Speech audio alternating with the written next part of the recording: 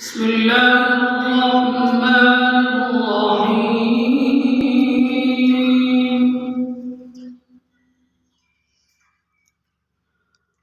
قد أفلح من تزكى وذكر اسم ربه فصلى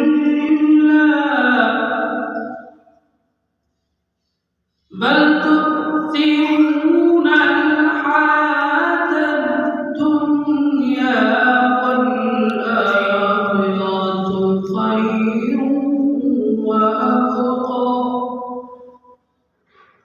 إن هذا لفي الصحف الأولى